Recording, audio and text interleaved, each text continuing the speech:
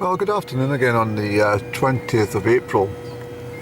I've been listening to the Peabrook for the last number of miles. It's very pleasurable. What the worrying factor about it all is it doesn't seem like 7 days since I last listened to it. It's up the Glen Road, eh? The weather's pleasant, but anyway, it's not a weather report, but it's all trickery. I think we've still got some inclement weather to come yet. The air's still too cold, so I think we'll still get more upland snow. I know I'm a bit of a pessimist, but that's not really by nature. It's just it's one of the residual factors of up and downs behaviours which has caused a little bit of this. But, I'm pleased to say that I'll turn this down a little for you. I'm very pleased to say that I actually got to see Dr. GP this afternoon at the appointed time. Well, it was a little later than it was due for 2:30 again, but I didn't get in there till about 3:05. But they're trying to keep a check on my low mood. They said that they'd be very concerned about the up and down situation and how it's impacted my overall mental and physical health these last few months. So I said to the receptionist, I said, who's going to see me today? Is it that chuckling locum doctor? And the receptionist said, he was only here for a week. So I was unlucky to get him. But so anyway, Dr. GP strided through, and I could tell by his face he wasn't very, very chuffed to see me. But anyway, he called my name, and I followed him through. And the very first thing he said to me was, I don't want you to speak.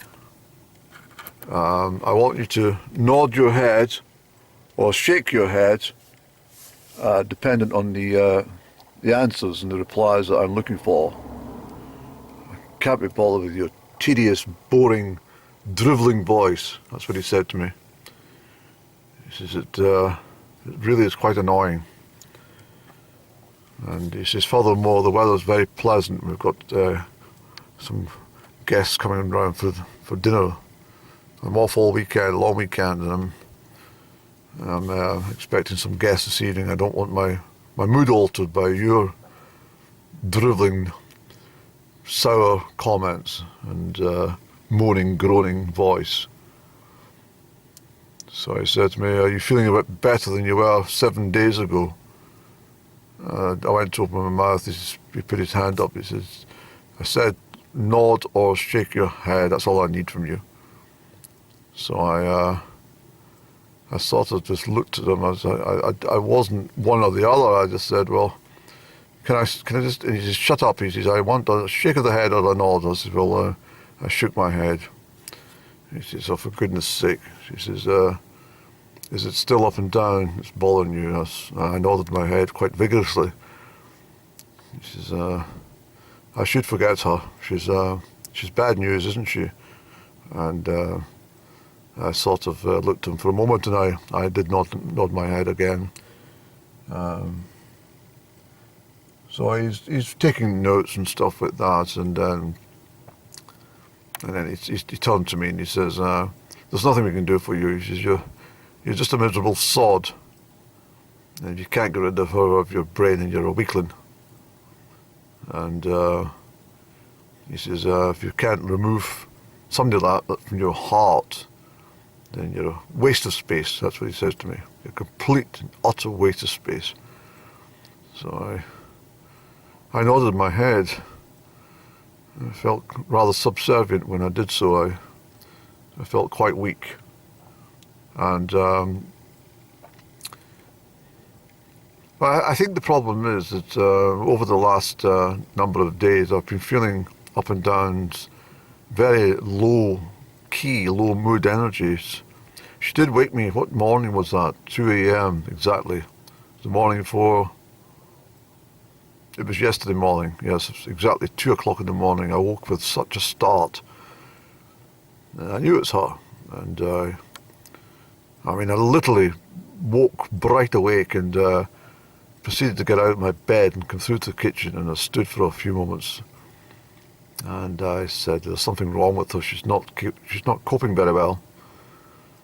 And I think she's been crying out in her sleep to me, or crying out while she's in despair. This is what I think's happening at the moment. She's not handling life very well at all.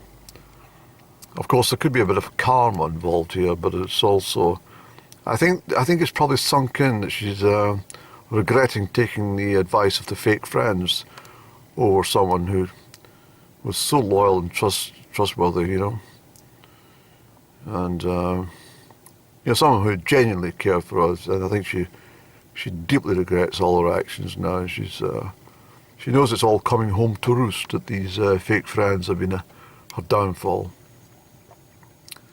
They've robbed her of her, her whole destiny in life, and there is no going back. I'm afraid it's all sort of done and dusted. But there is a legacy from the whole episode, I'm afraid.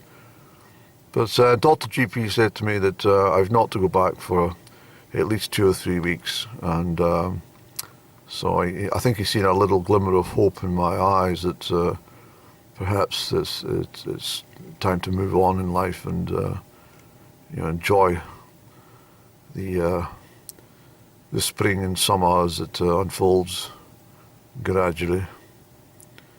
And, it's been a very, very difficult year.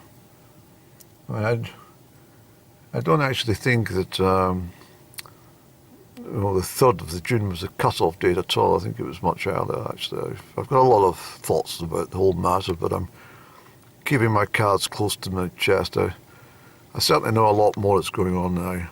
I'm cared to, release on this camera and my voice, especially all these dark secrets that are starting to be exposed, aren't they, from that end. But the crops are starting to show face, the grain, and it obviously brings out all the young rabbits. There's plenty of rabbits around here. There's thousands of rabbits, and they're all right at this time of year until they start putting out the horrible myxomatosis chemical and start to, I really, it makes me so furious actually that the farmers and the gamekeepers and stuff can do that to these beautiful little creatures. I know they multiply, and I know they're a bit of a pest at times with the crops and whatnot, and destroying a lot of the bankings with their warrens and stuff. But at the same time, they're very pleasant creatures, and if you sit and watch a rabbit for a little while, without their knowledge, they're very, very mysterious little things, And I quite like pulling up with the car and just sitting and watching the rabbit chatting to itself and munching on the grass and stuff, you see. But so the springtime's all right, but just at this point where before all the leaves start to bust in, this is the driest part of the spring, and I'm just speaking locally, not internationally, but at this point, this is the driest part of the spring, and as soon as the leaves come in, then the humidity starts to rise. It's just the way nature is, you see. It's a very beautiful landscape. I thoroughly enjoy it, I do. And as I said, I don't like to talk about my achievements, but I do like to just mention some parts of it. But this being the road, this is a 10-mile circuit from where I used to set off from. This is the full circle. I won't go through the whole thing, but anyway, at this point here, I used to be able to really, really excel at. I wasn't just trotting around here. I was absolutely bombing it for the 10 miles, and I was running my against myself, and I'm running against the watch, and And quite simply, it's little time checks every mile just to see if I'm notching up about, five minutes a mile or something, 5 or 6 minutes a mile. But certainly in my peak, I was doing this 10 miles in around 56 minutes, or sometimes 54 minutes, and it's quite amazing. Quite amazing indeed. I think my only regret on that whole matter was that I didn't step up to the longer distances. I think I would have done much better in the 10-mile races, the 6K and stuff like that, as opposed to the 1 mile and 2 mile races, which are run rather quickly actually on the circuit. And certainly, the very first time I was invited to, it was for a half marathon locally, and I said, "Well, yeah, okay, I'll do that." I've never run 13 and a half miles before, but I'll certainly do it. And I came third. The very first outing. It was quite a moment. And what's more, I done it in, I think I've got the certificate somewhere in the house. I think I'd done it in an hour and 26 minutes or something. Yes, I did. It was an hour and 21, I can't remember now. But it was certainly under an hour and a half, which is not bad for 13 and a half miles.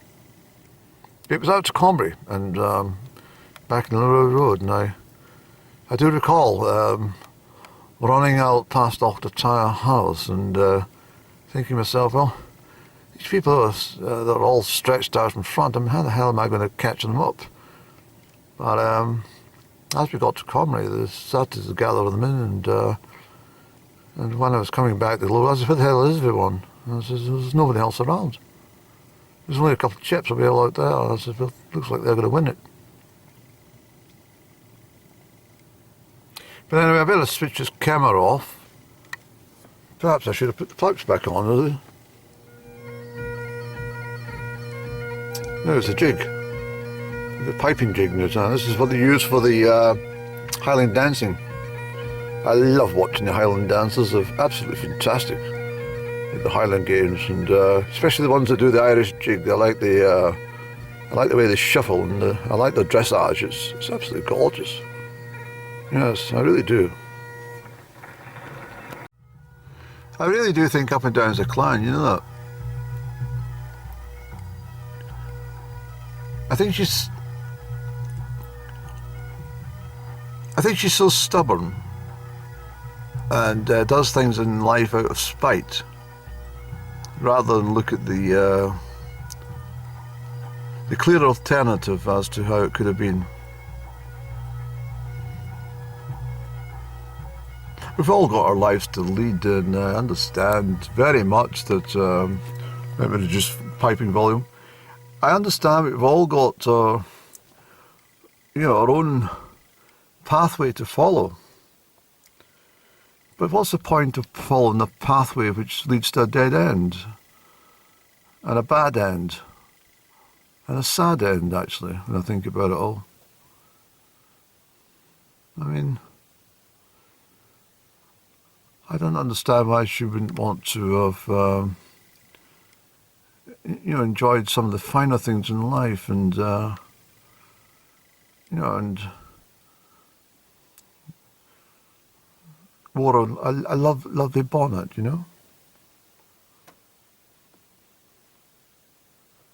I mean, it's just, it's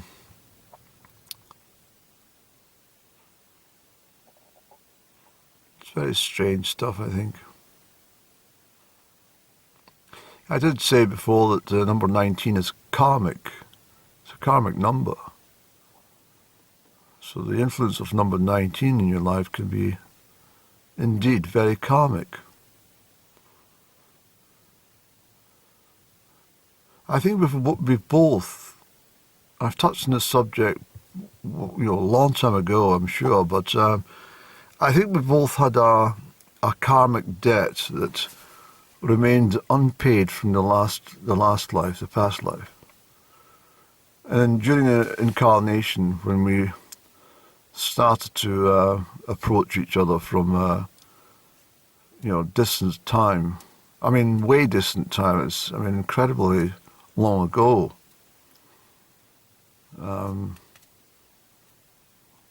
The number of coincidences and synchronicities which occur between myself and Up and Down are absolutely incredulous. I don't want to mention them because obviously for privacy issues, but they're so numerous, not just vague, but they're absolutely quite entirely incredible. And on reflection, when I start to even, I mean, every day there's a new revelation in regards to something that's connected between myself and Up and Down. I think I missed them. I definitely missed that one previously, and then a new one comes along. I have to make sure they are actually journaled. I mean, I do have a record of my speech on camera, but not always, because I have to delete film and I have to remove memory from the computer. And but certainly the number of very, very strange and very unique coincidences that occur are totally amazing.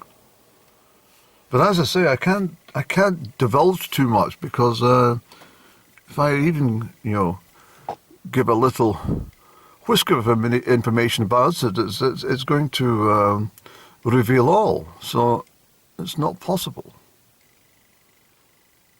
I find it quite incredible.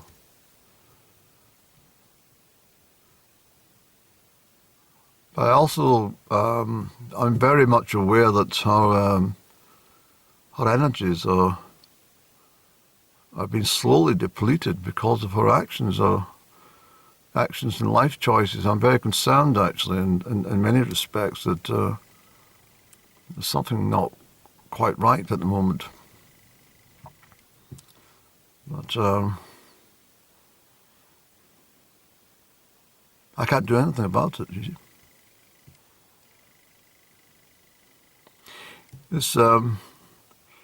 This lovely birch tree is just about to come into its leaf. The sap is rising very quickly, and I should have shown you once again the technique of drinking the birch sap. It's a wonderful drink.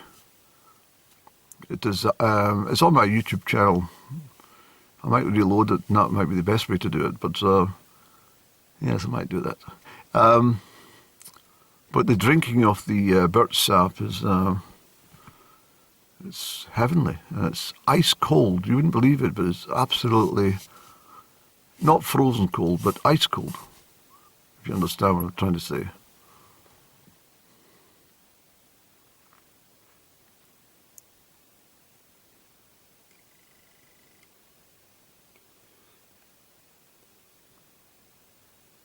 It's a very, very nice part of the world, isn't it? For me to step out all the time over all these moors, but what am I sitting in the car for? Let's go out and have a cigarette, Andy, and enjoy some evening sunshine. Yeah, come on. Up and down to climb for, putting me down.